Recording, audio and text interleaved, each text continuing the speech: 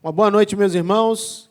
Graça e paz, sejam muito bem-vindos a mais um episódio do Reformando Discípulos para a Glória de Deus, o discipulado da Igreja Reformada em Vila Velha. E hoje eu e Rodolfo vamos concluir o estudo que estamos fazendo no Evangelho de João, vamos concluir o capítulo 15 do Evangelho de João. Portanto, já peço aos irmãos, peguem suas Bíblias e vamos iniciar novamente uma viagem, uma jornada, um estudo maravilhoso da Palavra de Deus, porque Reformando Discípulos começa agora. Reformando Discípulos, para a glória de Deus. Muito bem. Rodolfo, estamos aqui, então, vamos concluir, mas antes da gente começar no assunto propriamente, vamos fazer aquela revisão para os irmãos, né? Exatamente. Estamos aqui no capítulo 15 do Evangelho de João e tratamos aqui até então do relacionamento do crente em 3 estágios. Primeiro, o relacionamento do crente, do servo com Cristo, com o Pai, com a videira. Foi trabalhado nos primeiros versículos. Depois nós trabalhamos o relacionamento do crente com outros crentes, com outros servos de Deus, que é em amor, como trabalhamos um pouquinho mais acima.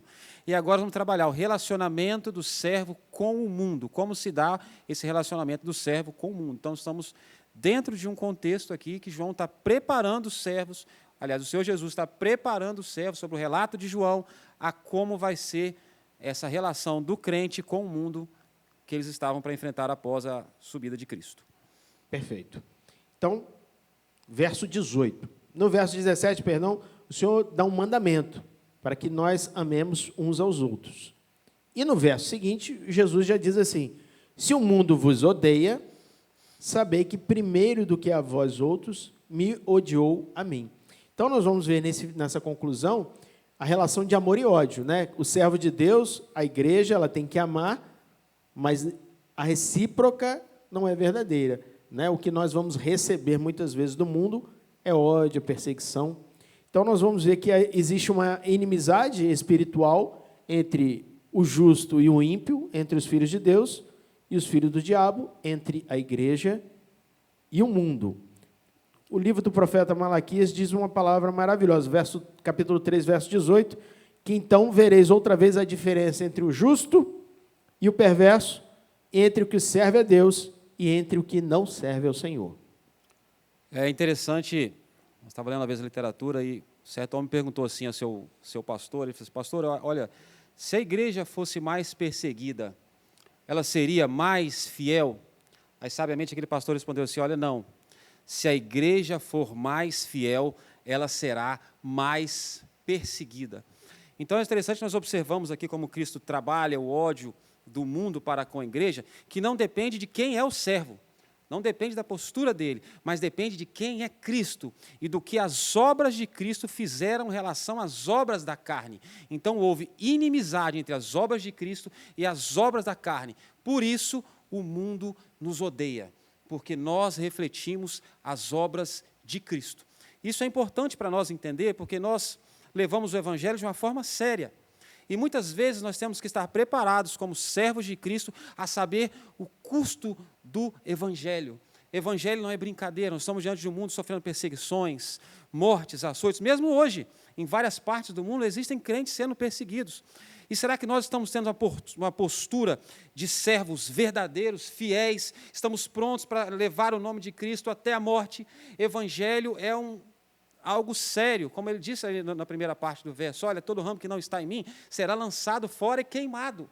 Então agora nós vemos, aqueles que permanecem e dão frutos, eles são sérios. Nós não tocamos Cristo por vagas, por empregos, por carro, porque Cristo é o nosso maior tesouro.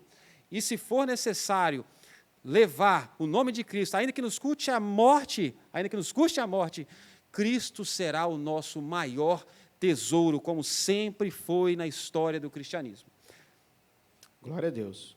Queria só dar uma explicação para os irmãos, que quando fala assim que o mundo vos odeia, quando aparece mundo na palavra do Senhor, tem 3 significados, né? Pode ser a obra criadora, toda a criação, pode ser a humanidade e a sociedade. Só que quando o Senhor está falando nesse mundo nos odeia, que nós temos que amar, mas o que nós vamos receber é ódio, ele está falando de um sistema no qual o príncipe desse mundo, Satanás, ele domina.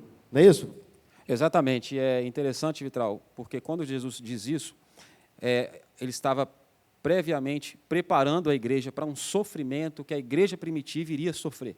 Então, quando a igreja ouve essas palavras de Jesus, ela tira da igreja aquele fator surpresa diante do sofrimento, diante de uma prova, diante da perseguição. E eu queria lembrar assim, que, por mais que Jesus estivesse preparando a igreja, isso sempre foi assim.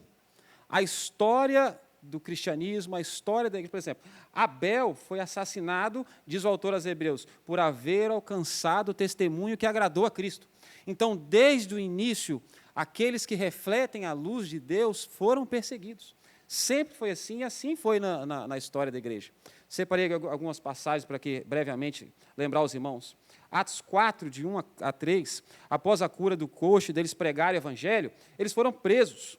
Atos 5, 17 e 18, os saduceus prenderam os apóstolos. Atos 6, Estevão foi morto. Atos 8, Saulo sai para perseguir a igreja. Atos 12, Tiago foi morto à espada, Pedro foi preso.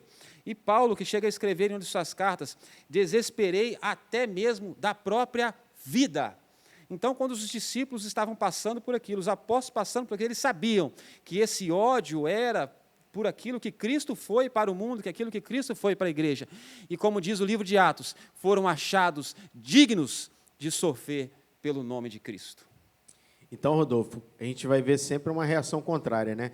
Amar a Deus, amar ao Senhor Jesus, obedecer a palavra de Deus, obedecer a Jesus, a reação contrária vai ser sempre perseguição, ódio, não é isso?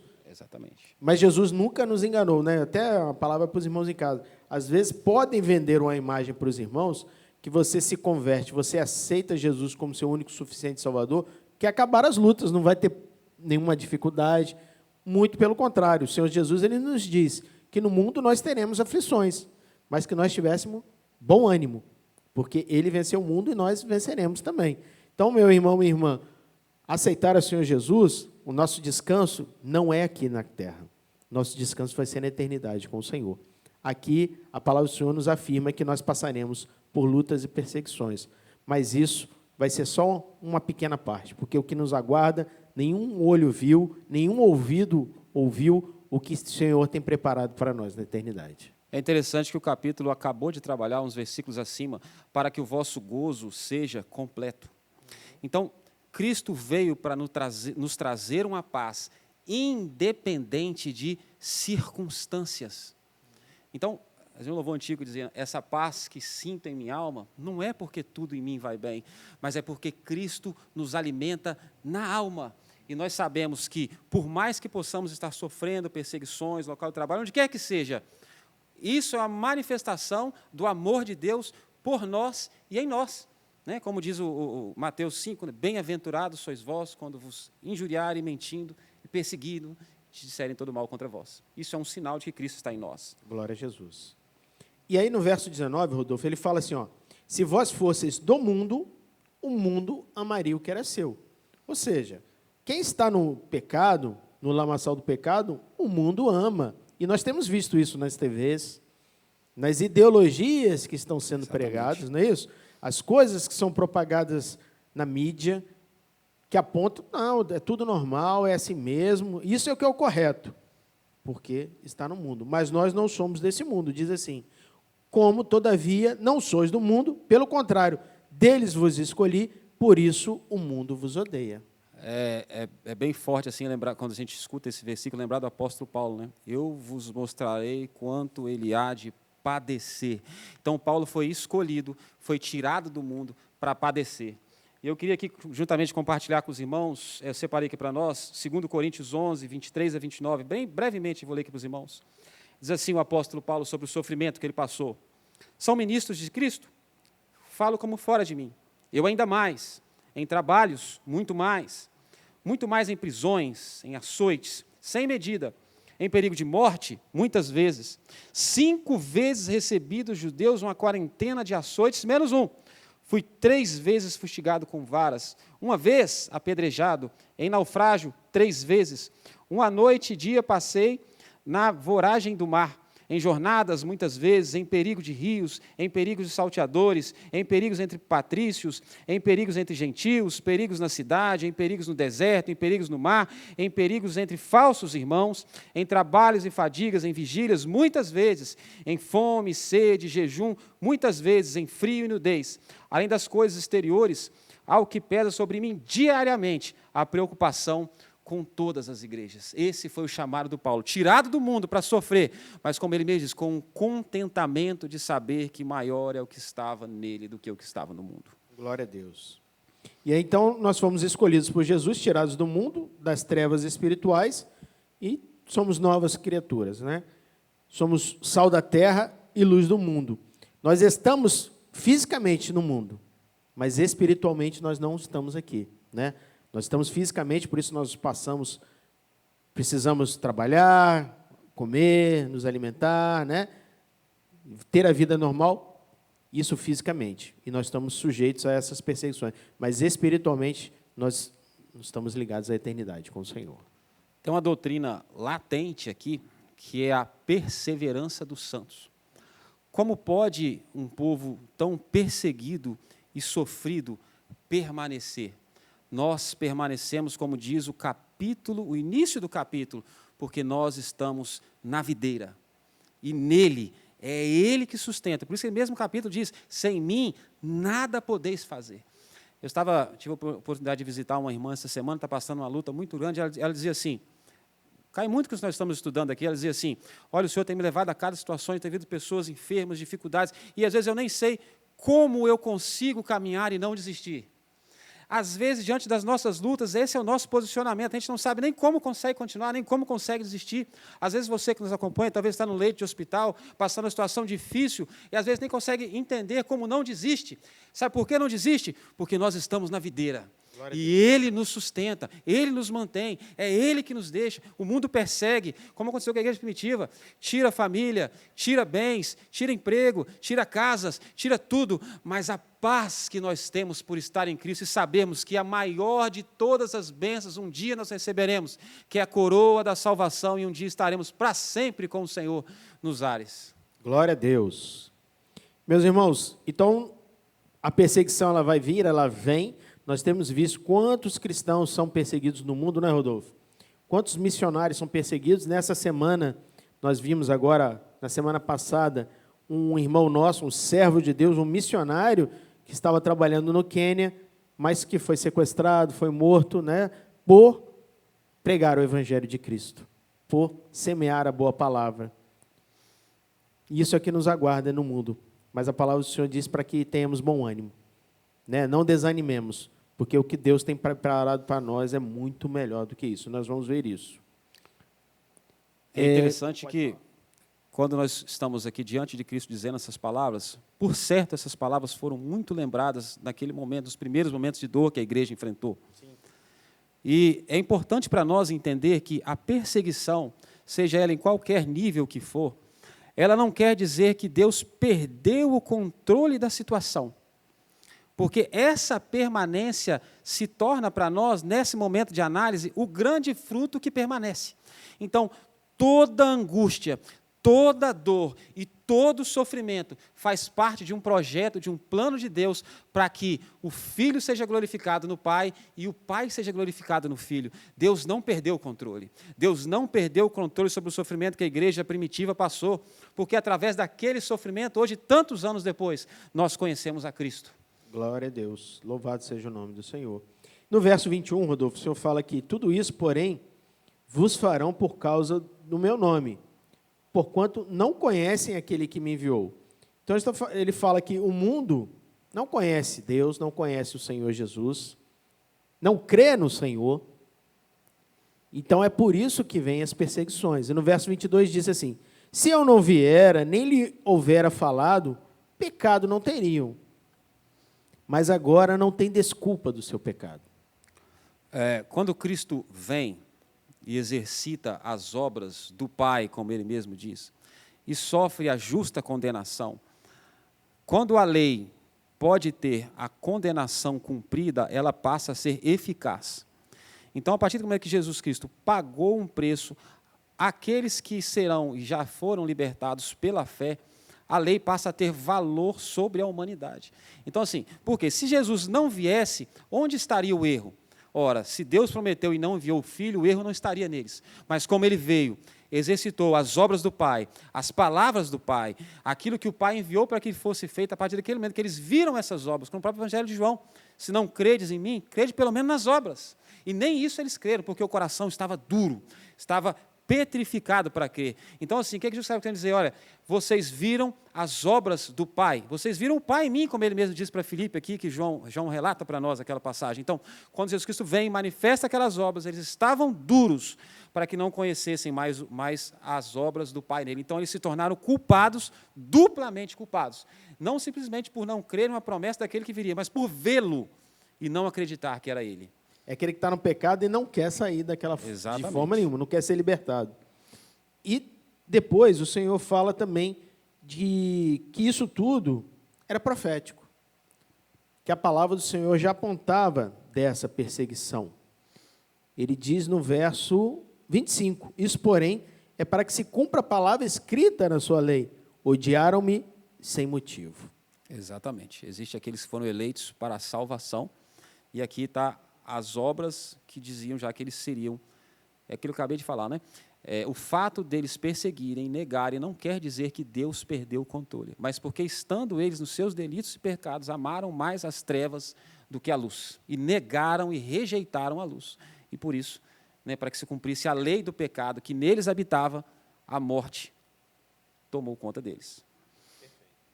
No verso 26, o Senhor fala, porém, quando vier o Consolador, que eu vos enviarei da parte do Pai, o Espírito da verdade que dele procede, esse dará testemunho de mim. Então, o Senhor vai falar algumas características do Espírito Santo, né, e da capacitação que ele faz em nós. É interessante aqui que nós começamos o capítulo dizendo assim, eu sou a videira verdadeira, meu pai é agricultor. Todo ramo que estando em mim não der fruto. Então, ele vai trabalhar para que dê fruto. Aqui ele faz uma reconstrução. Então, observe, viria o Consolador, né, o Paráclitos, só que ele diz assim, olha, ele vem para testemunhar. Aí ele vira o 27 e diz assim, e vós também testemunhareis. Por quê? Porque vocês estão neles e ele em vocês estão. Então, Jesus estava prefigurando o que aqui? Que o Espírito Santo, que haveria de descer, estaria dentro de vocês. E ele executaria a obra dentro de vocês. E qual é a obra do Espírito? Testemunhar a respeito dos feitos, daquilo que Cristo fez, apontando para Cristo e para a obra que ele fez por nós no Calvário para salvar as nossas vidas. Então, é impossível para alguém que está em Cristo não dar fruto. É impossível para alguém que alcançou a plenitude do Espírito não testemunhar. É uma ordem, ele fala assim, e vós também testemunhareis. Ou seja, vocês estão com o Espírito, ele vos levará a testemunhar. É o ponto forte do capítulo. Vocês que têm Cristo, vocês que estão em Cristo, vocês que têm o Espírito Santo dentro de vocês, vocês geram fruto, vocês testemunham a respeito daquilo que Cristo fez por nós. Glória a Deus. Queria só dar uma recapitulada, Rodolfo, que a diferença entre servo de Deus e o não servo de Deus. Porque alguns títulos na palavra do Senhor, que são usados para os ímpios ou para os pecadores, são assim, olha, filhos amaldiçoados, filhos deste mundo, filhos do diabo, filhos do maligno, filhos do inferno, filhos da ira, geração corrompida, geração ímpia, geração pecaminosa, inimigos de Deus, inimigos da cruz de Cristo, inimigos de toda justiça e escravos do pecado. Isso vai desde o Antigo Testamento ao Novo Testamento, exemplos que o Senhor usa, de aqueles que estão no pecado, aqueles que odeiam os servos de Deus ou que odeiam a Deus. Esse é o tratamento com essas pessoas. Porém, o tratamento com os servos de Deus é, sereis minha testemunha, sereis meus amigos, meus servos, ramos, aqueles que irão frutificar. Então, assim, sereis meus filhos, é o cuidado do Pai. A diferença entre o servo e o que não é servo de Deus. É interessante assim que essa expressão, biblicamente falando, filhos do pecado, filhos do diabo, é porque executam as mesmas obras. Então, quando ele fala, por exemplo, assim, você é filho do diabo, é porque a obra que você exercita é a obra dele. Agora, quando você está em Cristo, você é uma nova criatura, que você está na videira, As obras que exercitam aqueles são as obras que Cristo realizou, que é o perdão, que é o amor, que é a vida em comunhão, como foi trabalhado nesse capítulo aqui, e que é sofrer com gozo completo, que essa é a obra do Espírito Santo em nós, e é o que nos conforta, é o que nos consola. Glória a Deus. Você quer acrescentar mais alguma coisa? Só que lembrar que eu acho fantástico esse finalzinho, que ele fala assim, que vós também testemunhareis, porque estáis comigo desde o princípio. Eu acho interessante assim, que o Espírito Santo agora, nós completamos a trindade dentro desse capítulo, né? Então o Espírito Santo vem, ele enche os nossos corações de Cristo. Se você olhar o livro de João, havia uma relação assim, o Pai está sempre glorificando o Filho glorificando o Pai. Então o Pai glorifica o Filho glorifica o Pai. E agora entra o Espírito Santo e coloca em nós o amor do Filho pelo Pai, o amor do Pai pelo Filho, cheio do Espírito Santo, o Espírito Santo carregando esse amor. E agora o Espírito Santo entra no final desse versículo e faz assim, esse amor do Espírito entra em nós. Então, o Pai glorificando o Filho, cheio do amor e Espírito, o Filho glorificando o Pai, cheio do amor e Espírito, e nós no Espírito. Então, nós no Espírito glorificamos o Pai no amor do Filho. Nós no Espírito glorificamos o Filho no amor do Pai. Então, ao mesmo tempo que um glorifica o outro, nós somos convidados a participar dessa celebração fantástica e celestial através da pessoa do Espírito Santo em nós, que nos enche de Deus, que nos enche do Filho e que nos capacita, mesmo em perseguições, mesmo em lutas, mesmo em aflições, nós estamos cheios de Deus, estamos cheios de Cristo, estamos cheios do amor, estamos cheios da graça, cheios da glória, independente das circunstâncias, nós podemos participar desse culto maravilhoso através da pessoa do Espírito Santo em nós. Maravilha, glória a Deus. Então, eu já convido os irmãos, encerramos aqui o capítulo 15, com essa palavra maravilhosa do Senhor, e vamos no próximo capítulo, no próximo episódio, abordar o capítulo 16 todo, que mostra que as perseguições continuam, que não é fácil ser servo do Senhor, mas existe o Consolador, o Espírito Santo, e nós vamos ver a missão do Espírito Santo, que é nos ajudar a enfrentar o mundo no próximo capítulo. Um forte abraço, meus irmãos, obrigado, Rodolfo, pela presença, os irmãos também que nos assistem, que essa palavra, esse estudo, possa fazer morada no seu coração e te fortalecer nessa caminhada. Uma boa semana a todos. Fiquem com Deus. Até o próximo episódio, Reformando Discípulos, para a glória de Deus. Reformando Discípulos, para a glória de Deus.